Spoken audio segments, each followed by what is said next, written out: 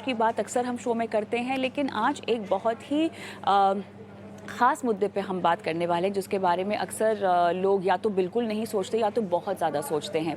बात ये है कि क्या आपकी ज़िंदगी में पैसा ही आपके लिए सब कुछ है? हम सब काम करते हैं और हम सब मेहनत करते हैं। हम सब का जो अल्टीमेट लक्ष्य होता है वो पैसे कमाना होता है, और वो इसीलिए होता है क्योंकि हम एक अच्छी ज़िंदगी खुद जीना चाहते हैं और अपने अपनों को अच्छी ज़िंदगी देना चाहते हैं। लेकिन उस चक्कर में ये होता है, या उस सिचुएशन में कभी-कभी ऐसे हो जाता है कि आप पैसों के पीछे इतना भागते हैं कि आप बाकी सब चीज़ें जो हैं वो भूल जाते हैं, यानी कि आप ज़िंदगी जीना भूल जाते हैं। तो पैसों की अहमियत अपने ज़िंदगी में सही जगह है, होनी भी चाहिए, लेकिन उसके अलावा भी बहुत सारी चीज़ें हैं जिसको आपको ज़िंदगी में सोचना चाहिए। तो आज इसी पर हम बात करते हैं। विनायक सप्रे, ऑथर और पब्लिक स्पीकर और फाइनेंशियल कोच हमारे साथ जुड़ गए हैं। विनायक जी, स्वागत है आपका हमारी इस खास पेशकश में।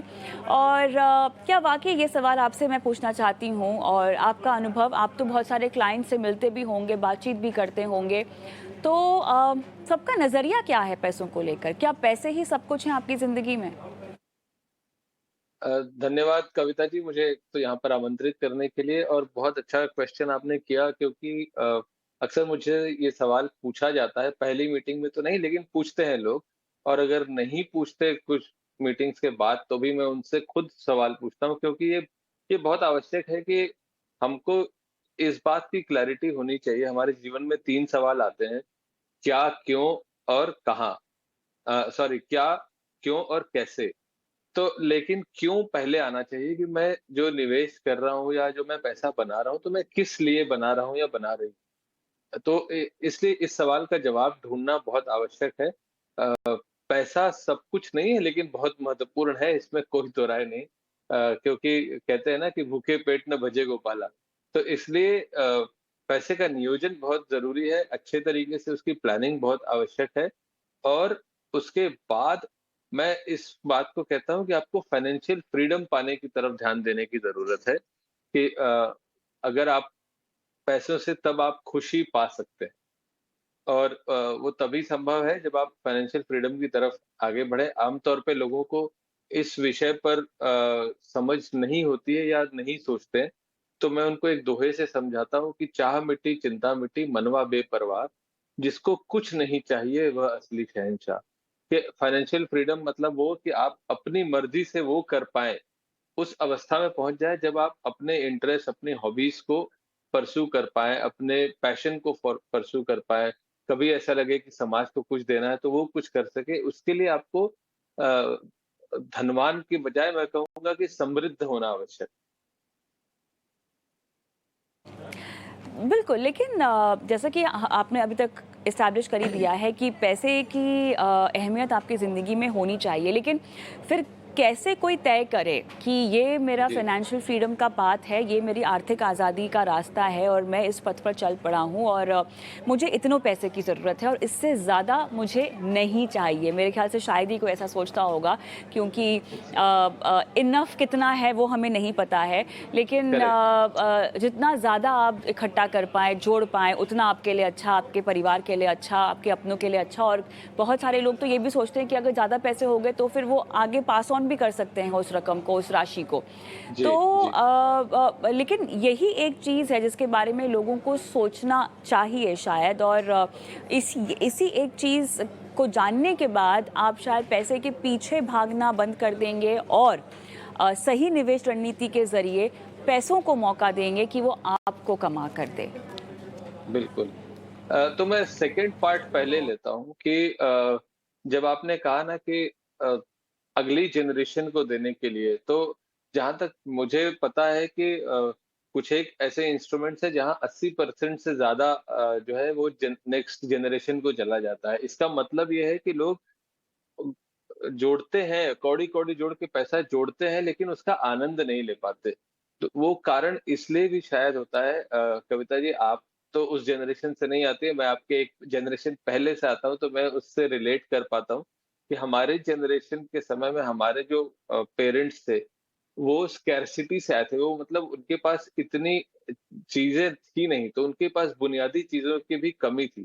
तो उस वक़्त उनको लगा कि जितना हम इकट्ठा कर सकें उतना बेहतर है, खुद के लिए भी और अगली जनरेशन के लिए भी। उसके बाद हमारी जनरेशन आई जब 2000 के पहले 10 सालों में जब इस सदी के पहले 10 सालों में लोगों ने काफ़ी पैसे कमाए हैं और उसके बाद से ऑफ कोर्स काफ़ी चीज़ें अच्छी होती चली गई। तब लोगों को ध्यान आया कि अरे सिर्फ़ पैसा कमाना ज़रूरी नहीं है, उसका आनंद लेना भी ज़रूरी है। लेकिन उस पर इतनी ज़्यादा क्लैरिटी नहीं। तो अगर मेरे जैसे लोगों का यही काम है कि हम लोगों को उस पैसे का कैसे आनंद लिया जाए, उस पर भी ध्यान दें क्योंकि ये जो आपाधापी है जीवन की भाग-दौड़ है, उसमें कहीं ऐसा ना हो कि आप जीवन जीना भूल जाएँ। तो फाइनेंशियल फ्रीडम पाने के लिए मुझे ऐसा लगता है कि शुभस्य शीघ्रम कि जितना जल्दी से जल्दी पॉसिबल हो, आप अपने फाइनेंशियल फ्रीडम की तरफ आगे इन्वेस्टमेंट के ज़रिए कदम बढ़ाना शुरू करें। दूसरी चीज़ मैं फाइनेंशियल फ्रीडम क्यों बोलता हूँ और रिटायरमेंट क्यों नहीं बोलता, उसके पीछे एक कारण है कविता जी कि ये जो डिजिटाइज़ेशन हो रहा है या मशीनीकरण हो रहा है, इसकी वजह से बहुत सारे जॉब्स अगर आप देखोगे, तो वो 60 साल तक लोगों को अलाउ ही नहीं करेंगे काम करने के लिए। तो ऐसे में हो सकता है कि स्पेशली प्राइवेट नौकरियों में हो सकता है कई जगह जहाँ की मशीन आराम से लोगों को रिप्लेस कर सकती है उसका स्थान ले सकती है। ऐसे में हो सकता है कि लोगों के 50 साल ही रिटायरमेंट की एज हो जाए। तो चूँकि रिटायरमेंट कहते ही लोग 60 साल समझते हैं इसलिए मैं कहता हूँ कि फाइनेंशियल फ्रीडम पाने की कोशिश कीजिए और जितना जल्दी से जल्दी शुरुआत करेंगे उतना ज़्यादा आपके लिए अच्छा है। एक चीज़ का ज़िक्र मेरे ख़्याल से आपको ज़रूर करना चाहिए, वो है तुलना करना।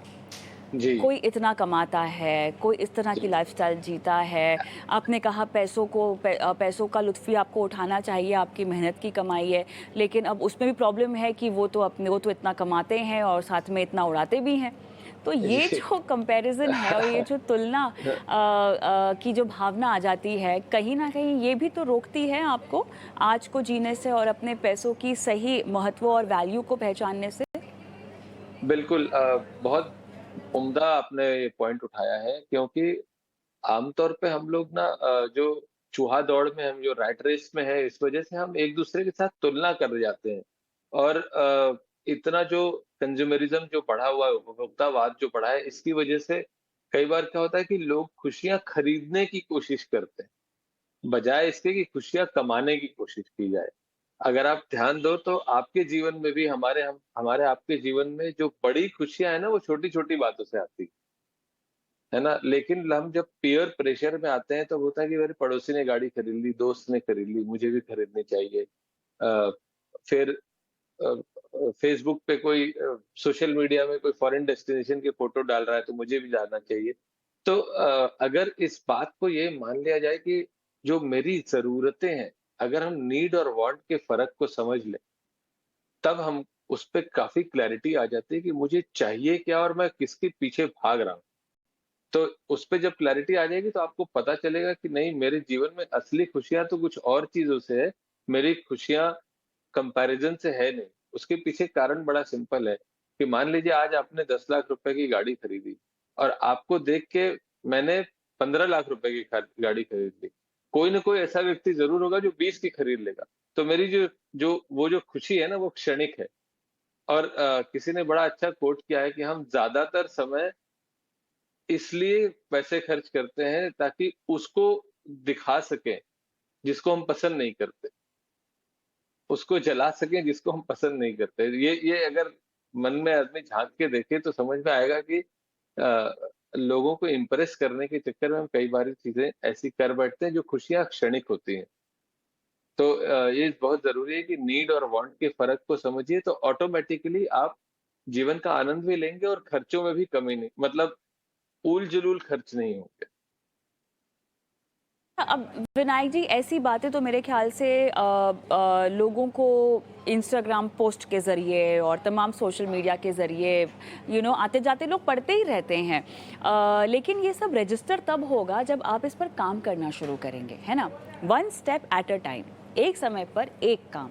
तो अब अगर किसी को ये स्टेज पर पहुंचना है, जिस स्टेज के बारे में आप समझा रही हैं, एक ऐसी स्टेज जहां पर आप संतुष्ट हैं, आप पीसफुल हैं, आपको पता है कि आपको कितनी ज़रूरत है, नीड और वांट के बीच का आपको फ़र्क समझ में आ गया है, लेकिन अब इस पर एक्ट करना है, उसके लिए कदम बताइए। छोटे छोटे क्या कदम हो सकते हैं? पहले तो अपनी सोच, जो मेरे ख्याल से आपने जो समझाया, वो सोच आपको जो है काफ़ी हद तक एक बदलाव लाने में मदद करेगी। सकारात्मकता जो है आपके जीवन में, खासतौर से पैसों को लेकर जो होनी चाहिए, वो आने में आपको मदद मिलेगी। और क्या किया जा सकता है? एक्शनेबल स्टेप्स क्या हो सकते हैं?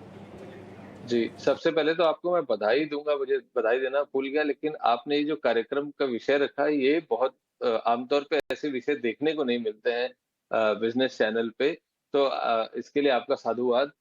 दूसरी चीज़, ये काम करने के लिए ना पति-पत्नी, स्पेशली अगर आप अ, शादीशुदा हैं, तो पति-पत्नी को साथ में बैठकर पुराने तरीका अपनाइए कि एक कागज़ और कलम लेकर बैठ जाइए कि हमें फलाना उम्र तक, किसी पर खास उम्र तक हमें कितने पैसों की आवश्यकता, और अगर आपके साथ कोई एडवाइज़र है जो आपको बता सके कि आपके खर्चे के हिसाब से आने वाले दिनों में आपको जो फाइनेंशियल फ्रीडम पाने के बाद आपके कैसे खर्चे बढ़ेंगे।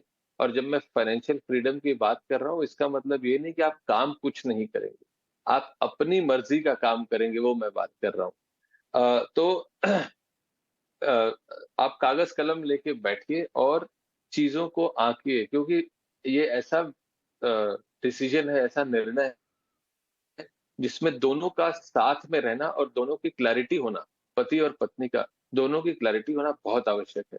जब तक आप दोनों सेम पेज पे नहीं होंगे, एकजुट नहीं होंगे, तब तक ये उस विषय पे, उस रास्ते पे चलना थोड़ा कठिन है। असंभव नहीं है, लेकिन थोड़ा कठिन है।